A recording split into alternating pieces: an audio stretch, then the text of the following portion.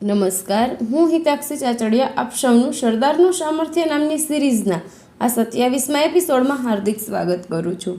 આજના આ 27મા એપિસોડમાં જાણીએ વલ્લભભાઈ પટેલના જીવન સાથે સંકળાયેલા કેટલાક પ્રેરણાત્મક પ્રસંગોમાંથી એક નાનકડા પ્રસંગ વિશે. આજે જાણીએ વલ્લભભાઈના પુત્ર ડાહ્યાભાઈએ એક પત્રનો ખુલાસો આપ્યો હતો ત્યારે સરદાર સાહેબે શું કહ્યું હતું તે વિશે. ડાહ્યાભાઈએ પત્રના બધા ખુલાસા આપ્યા બાદ સરદાર સાહેબે વાત્સલ્યભરી મીઠાશથી લખ્યું હતું, મને તો ખબર મળી હતી એના વિશે તમને લખેલું હતું. આપણા સ્નેહીઓ આપણો દોષ બતાવે તો તેનું દુઃખ ન લગાડવું જોઈએ, તેમના દ્રષ્ટિકોણને સમજવાનો પ્રયત્ન કરવો જોઈએ જેથી હંમેશા આપણને લાભ થાય.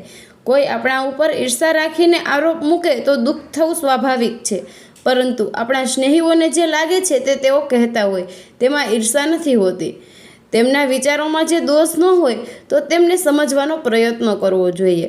પહેલાં તો મારો સ્વભાવ પણ કડક જ હતો, પણ જ્યારે સમજાયું ત્યારે મને ખૂબ પસ્તાવો થયો, એટલે જ મારા અનુભવથી તમને સમજાવું છું. આવી રીતે સરદાર સાહેબ પોતાના બાળકોને પણ પોતાના ઉદાહરણોથી જ જીવનના મૂલ્યો સમજાવતા હતા. ફરી મળીએ આવતીકાલે સરદાર સાહેબના જીવનના એક નવા પ્રેરણાત્મક પ્રસંગ સાથે. જય સરદાર.